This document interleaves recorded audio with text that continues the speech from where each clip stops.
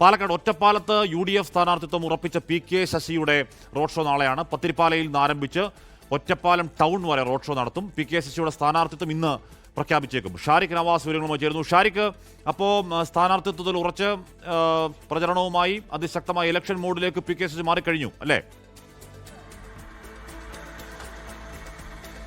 ഹാഷ്മി, തീർച്ചയായും അത്തരത്തിൽ തന്നെയാണ്. ഇപ്പോൾ PK ശശി UDF സ്ഥാനാർത്ഥിയായി ഒറ്റപ്പാലം മണ്ഡലത്തിൽ നിന്ന് ജനവിധി തേടുമെന്ന് തന്നെയാണ് നമുക്ക് അറിയാൻ കഴിയുന്നത്.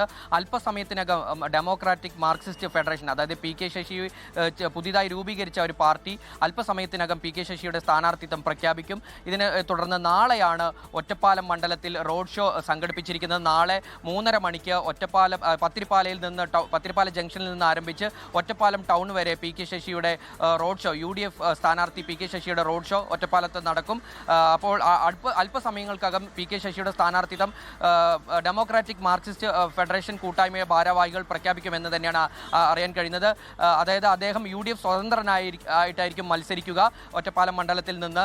അതായത് UDF RMPയെ UDF പിന്തുണയ്ക്കുന്ന പോലെ ഈ DMFനെയും UDF പിന്തുണയ്ക്കുകയായിരിക്കും. അത്തരത്തിൽ UDF സ്വതന്ത്രനായിട്ടായിരിക്കും അദ്ദേഹം മത്സരിക്കുക. കൈപ്പത്തി ചിഹ്നം അദ്ദേഹത്തിന് ഉണ്ടാവില്ല.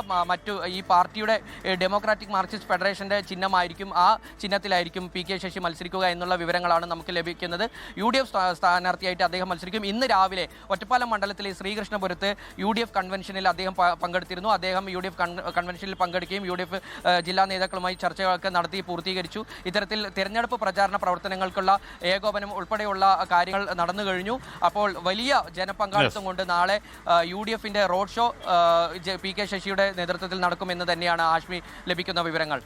ലോകത്തെവിടെയായാലും ഏത് സമയത്തും 24 വാർത്തകളും ഓഗ്മെന്റഡ് റിയാലിറ്റി പാക്കേജുകളും എക്സ്പ്ലെയിനറുകളും വിശദമായി കാണാൻ ഞങ്ങളുടെ YouTube ചാനൽ നിങ്ങൾക്ക് സബ്സ്ക്രൈബ് ചെയ്യാം.